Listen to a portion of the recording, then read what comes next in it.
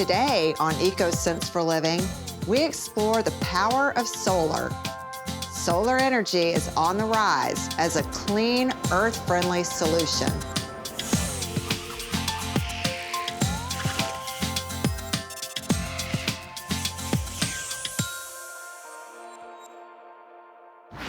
In North Carolina, we found that solar sheep farms create a win for farmers, consumers, sheep, and the planet. I noticed in Germany that these solar farms were popping up in the countryside, but also solar was popping up on almost every residential roof and commercial roof. So when I moved back to North Carolina, I noticed that we have twice the amount of sunlight as Germany. And there's just no reason that we shouldn't be producing this power here.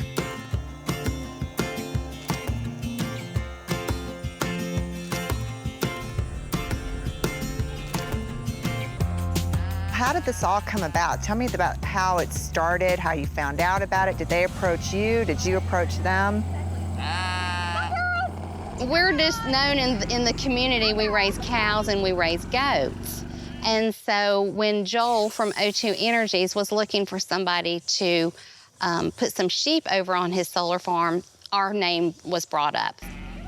We had never really messed with any sheep. We've always messed with goats. And so we bought our first 12 to see how we liked sheep. I liked them. Sheep are the perfect animal for solar arrays, for solar farms. They're docile, they're small enough to get up under the panels, lay down behind them. Cows can be too large. The rubbing and their sheer size would probably cause damage for the solar panels themselves. Goats, as we know, are unbelievably curious and wonderful jumpers, so they could leap on top of the panels or chew wires, as they like to eat many things. Sheep are always hungry, and so it's a really good match for what we do. They eat the vegetation that grows here in North Carolina, and compared to out west, where you hear about large solar plants, in the southeast, grass can grow 4 inches in a day. During the summer, we have all of our sheep over there. They're trying to get every bit of grass down without us having to go mow or weed eat underneath the panels. Because if any grass grows up over the panels, it hurts the solar. It's not able to harvest all the sun power. Can they use a mower out here? We can use mowers. We don't like to use mowers. This is a high panel. Most of the panels are really low, but mowing also causes other issues. We could possibly throw a rock on one of these panels, and that would be costly for the owner to replace. On a solar farm, you know, we try to take advantage of what's growing. And very often there's clover and there's other native vegetation that grows that's perfect for helping pollinators or bees, which we're losing at an alarming rate, to have a habitat where it's not being sprayed. Oftentimes you will find the sheep up under the panels, as you often see on other farmland, the big oak tree at the front of the farm where all the cows and sheep gather. This offers shelter from rain and the sunlight throughout the whole farm, so it works well for them. We invest in the land, and we try to create a real working farm that not only produces food, but it also produces clean energy. So that was our idea from the get-go. We tend to own the property itself because we think that these solar farms will generate for at least 30 years. On that solar farm, O2 Energies is getting power, in which they sell to Duke Power. On that farm, I'm getting free grass for my sheep. I don't have to go rent another farm or lease another farm to put my sheep on. And as a consumer, they're getting a great grass-fed, pasture-raised lamb product.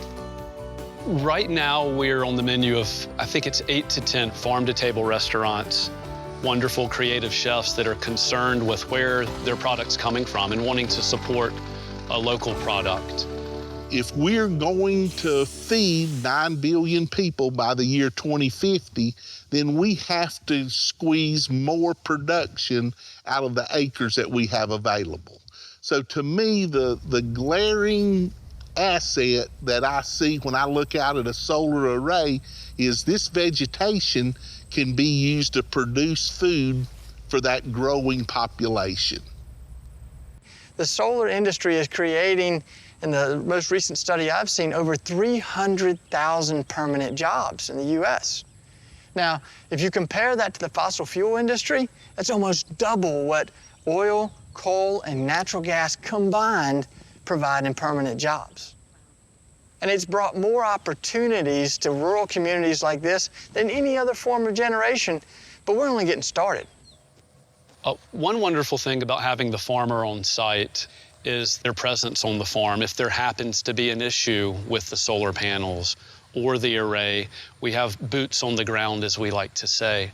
If there's a problem with one of the panels, what do you do? Well, that's part of our job, is to keep watch on this whole solar farm and to make sure that if there's any problems with the panels or if there's any wires that are down underneath the panels, that we call O2 and report that. Just look at the line here. I find this to be beautiful. We took the land as it was. We didn't grade it. We didn't try to turn it into a parking lot. We didn't dump a bunch of rocks and pour Roundup. It really is beautiful. We've seen that to build a solar farm in a community, we need to involve the community just so they know it's here. Because you're not gonna hear it, you're not gonna see it, you don't smell it. There's not fuel trucks coming in to deliver fuel. It's very quiet. The local community is being put to work, but so is farming. And their tradition of farming isn't necessarily lost now because of the solar development. So you are growing your flock, right? We are going to grow our flock some more, yes. We want to retain our good, healthy ewes for next year so that we'll have more. We'll sell the rams for the meat, and we're trying to get up to a good 200 ewes. And how does it make you feel to have these sheep producing renewable energy and helping this whole program work? Well, I think it's just a wonderful benefit for everybody involved. The landowner is still getting to keep his land. We've got great grass out here, as you can see. The sheep are healthy, they're doing great, and we're making a great product. So O2EMC now has 15 farms in operation. This year we'll add an additional 6 farms to have 21 solar farms, primarily across the state of North Carolina, but we are also working in other nearby states in the Southeast. The Southeast is our oyster, and we feel like with the amount of air conditioning that we use to cool our homes, it's really an ideal match for when solar generates and when all of the homes and businesses need the power. If we're looking for long-term economic stability in this country, we need to really support the industries that can generate the jobs and the lowest cost power, and that's solar. If you think about agricultural production in the Southeast and in general, in North Carolina in particular, because of the increased population that we have, it puts a tremendous pressure on our agricultural land base. We take wonderful farmland and build houses and factories on that farmland, and that's wonderful. But what happens is we're losing farmland at the same time that our population is increasing. What I communicate to farmers is here is an opportunity to take this land and maintain it in agricultural production and produce food that will be needed as our society continues to grow. For families that are struggling with their family farms, what would you say to them if they're giving up hope of keeping their farm for their children and future generations? Oh, hang in there. Hang in there. There are so many times I felt like this is not worth it, and then we'll sell an animal, either a sheep or we'll sell some grass-fed beef to a family, and they just talk about how good it is. We have so much pleasure seeing our kids like this life of farming. Fortunately, our kids are interested in it, and so that's a good feeling. Solar power is one of our cleanest sources of energy. So what will it take to make it a major source of our energy?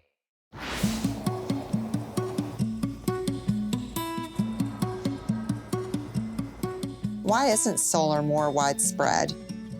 It's a great question, and the answer really doesn't have to do with our access to sunlight. It really comes down to policies and who's looking to really encourage local, sustainable, clean energy. That's where, we start looking at how can we reform the policy landscape to make sure that everyone is able to benefit from this incredibly abundant natural resource that we have. Okay, what are some of the myths about solar as far as being big and chunky and expensive? Solar has actually come down in price over the last 5 years by over 60%. It's now affordable and can go head-to-head with any resource on affordability, whether it's coal, natural gas, nuclear power. Solar really is cost competitive now. Do you feel like it's growing at the speed it should be? Right now, across the country, solar makes up about 1% of our energy needs. We've seen some real exponential growth over the last few years to get to that 1%, but we're still such a small piece of the overall pie. What percent do you think would be a great goal to have? So there's no perfect energy source, and solar is a great energy source. It's clean, it's local, it's sustainable, it creates jobs, but it operates when the sun is shining. Wind is another great resource that operates a lot better in the evenings and at night times, and so in a lot of ways, those resources are complementary. A diverse, sustainable grid is going to be what's best for all of us, and so when you're looking at how much solar we want on the grid, I can tell you that it's not what we have right now, which is 1%. Are utility companies embracing solar? Some are and some aren't. So I'll give you a couple of examples. Here in the Southeast, Alabama Power is one of the biggest utilities.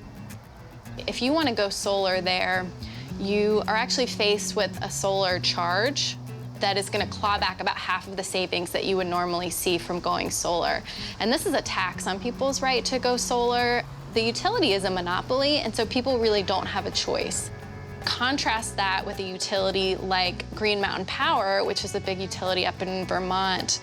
They actually have done some research and realized that when their customers go solar, it's actually saved them $400 million in transmission costs. Are there any specific laws that are hurting solar? Absolutely, there are legal roadblocks that have to be overcome. And one of those has to do with the way we set up monopoly utilities 100 years ago. We basically said, okay, utility, in exchange for you guaranteeing that you're going to meet everyone's energy needs in your service territory, we're going to give you this monopoly and no one else is allowed to sell power in that territory. The reason we gave them that monopoly was because we didn't want 10 different companies running 10 different power lines down the same street. That just doesn't make any sense. But as solar has become more widespread, utilities have used this old monopoly law to say that solar companies aren't allowed to come in and put solar on someone's rooftop and either lease or sell a system to them on site. Now, that actually is at odds with the rationale for the monopoly, because when you put solar on someone's roof, you're actually taking stress off of the transmission lines. So what if you want to do it separate from the utilities? Then what happens? So most solar customers are not totally cutting the cord with their utility, but in places like Alabama, where they are penalizing customers for going solar, folks are making that decision. So there's an opportunity to invest both in solar and in battery storage and use that as a way to really cut cords with the utility and be off the grid. And people who don't own their homes, what can they do if they're renting? There's research out there that maybe only 27% of rooftops are suitable for solar power. So that's a lot of us out there across the country who, even if we have great policies, maybe we've got a big tree over our roof, or maybe we're renting or living in multifamily housing, and we just can't go solar.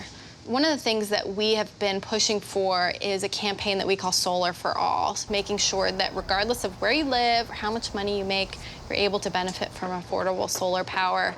And there's a couple of ways to do that. One is to encourage your utility to invest in solar instead of fossil fuel-driven power plant. The other opportunity that we're really pushing for now is community solar, and that allows a customer to invest in a solar project that's not on your home or property, it's in your community, and to be able to get direct economic benefit for that on your utility bill every month, so that in the same way that you would choose to participate in a community garden, you've got a community solar farm. Are there top cities in America that you can say are really on the cutting edge of solar? Or? Yeah, so City of Atlanta actually just announced a 100% renewable energy goal over the next 10 or 15 years. They're going to be working towards that, and they are one of several cities that are moving in this direction. So the challenge is in executing those, right? Because you can have a press conference, you can say, I want to be 100% renewable energy. But if you're a city like Atlanta that's sitting in a larger utility service territory, you've got to get your utility to go along with that and figure out how to give you those options so that you can make it happen. What are your predictions for solar energy? I think solar is going to continue to grow, even though I think the bigger solar gets, the more headwinds we're going to get from some utilities that see it as a threat to their bottom line. Now that people are more informed, they're looking at something like solar power and wondering why they're not seeing more of it. And so I think that customer demand is really going to be the thing that continues to push us forward and gets us from the 1% that we're at now to the 10, 20% and beyond. Where we are now, do you see utilities as a whole embracing it? Most utilities, I would say, are fighting it. And that's a very similar story in history. So you look at AT&T and the cell phones, and there was a long period of just denial and trying to put up roadblocks that would keep that from coming. But at the end of the day, technology is going to prevail and customer choice is going to win out. I think more and more we're going to see that conversation shift from opposition to, okay, how do we figure out how to have a conversation that's forward-looking and brings utilities along and acknowledges the fact that, you know, there is a role for them to play in our energy future, but that we are going to demand an energy future that is increasingly clean and sustainable and addresses the climate change threats that we're facing. So in our lifetime, where would you like to see solar realistically? I would love to see us hit 50% solar penetration in my lifetime, and I absolutely think that it's doable. The reality is, even if we got 100% of our energy needs from solar, which is a crazy number, we would still only be taking up 2% of the land that's in current crop rotation in the United States. To put that in perspective, that's less land than we're currently using on corn ethanol as a fuel. And so we really do not need to be worried about solar taking up all of our land. And honestly, we should be using rooftop space. We should be using brownfields. We should be using landfills. We should be using vacant lots in underserved communities. I would love to see us have a grid that is a mix of solar and wind and energy efficiency, demand response, hydropower, and then tapping into things that we haven't really even tapped into yet, like tidal power. I think we're just beginning to scratch the surface of what's possible on our clean energy horizon, but solar has got to have a huge part in that. Solar panels are becoming more common in our places of worship. Let's explore why it's a natural fit. The environmental challenges we face are diverse and also can be overwhelming, and that's precisely the reason why we try to stay focused within the energy space and help congregations see the benefits of being energy efficient, that it's a matter of economics and it's a matter of justice. So GIPL is the Georgia affiliate of Interfaith Power Light, which is a national organization working in 40 states across the U.S., addressing environmental issues as well as a religious response to climate change. Congregations come to GIPL by many different paths, and our flagship program is called PowerWise. It's an energy efficiency program that helps congregations first know their energy footprint and how they can reduce their energy use and costs. And so we often are asked by congregations to come to their house of worship and conduct a professional energy audit.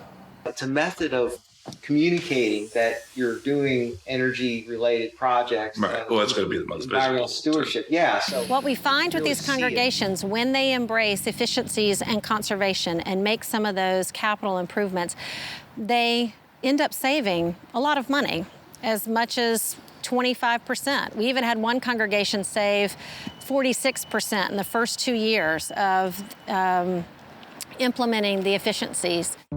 And this building, for example, right now is using in the neighborhood of about $97,000 a year worth of energy gas. Whoa. There is so much low-hanging fruit in the local congregation, whether you're a church, synagogue, mosque, or Catholic school. LED lighting has had some huge improvements, not only in how well they illumine our space, but also the cost. We recommend improved insulation within particularly attics and crawl space, and also Wi-Fi thermostats. A church this size, obviously, we consume a lot of energy. So if we can help save a little bit each month, then we're doing our part to better the environment. How we produce energy and how we use energy as people of faith has consequences and has opportunities. So within our organization, we see an opportunity within renewables, and especially in Georgia, we have an opportunity with solar. I would say Georgia is not as solar friendly as it should be. It should be because we have all this great sunshine down here. So it would be nice that our policies reflected that lovely sunshine. We have these town hall meetings in the houses of worship. Those become the community centers where these discussions are had, and people begin to see that the faith community does have a role to play in fostering the shift away from more polluting energy sources and embracing cleaner energy sources. Access to solar is challenging. The companies that we depend upon to provide our power for our homes and businesses, schools, and congregations have a particular agenda that ends up placing barriers on the average consumer's access to clean, renewable energy. The challenge that we face then is how do we enact policies that change that reality? But I do think that's what's needed. The organizations that are committed to serving the wider community should have access to solar first and foremost. All of our schools should have access to solar, whether they be public schools or private schools. Reducing their energy burden would save significant costs, and they could invest that in their educational programs. Then we move into the other nonprofit organizations and nonprofit hospitals. If other nonprofit organizations that are serving the wider community can incorporate solar into their energy needs, they would be saving money that then goes into their mission. So we really need to find ways that help these nonprofits that are in service to our local communities have access to solar first. The moral obligation we have as people of faith to engage in this is rooted in justice, because it is some of our most vulnerable neighbors who bear the largest burden of our energy use now. Power plants are located in communities more predominantly that are communities of color than they are communities of white families or white-owned businesses. And then the polluting nature of those smokestacks, as well as the particulate matter that falls into our rivers and waterways, is not healthy for the people at the forefront of those communities, but then it just has a ripple effect. It's also a property rights issue. That's some issue. It's a huge property rights issue, because right now with the current utility monopolies, they're telling you what you can and can't do on your property. Don't tell me what I can't put on my property. So if we can continue to grow solar, the price will continue to go down. It provides economic opportunity for these renewable energy entrepreneurs who are trying to do the right thing and who are also trying to make a living. So if we can make those investments and keep bringing the price down, that will eventually become solar for everyone. We've come at a critical time in humanity where we need to shift away from fossil fuels. I don't want to demonize fossil fuels. They have made incredible contributions to the advancement of our society and the advancement of various forms of technology and that of renewable energy itself. And we can acknowledge that, and we can also move forward. It's provided a foundation from which to grow, and now it's time to give renewables a chance. The problem we face right now is that renewables continue to be way too small piece of the pie when we look at the whole pie of our energy needs and our energy demands and our energy sources. So if we can expand the amount of that pie that renewable energy represents on the pie, we'll all be better off.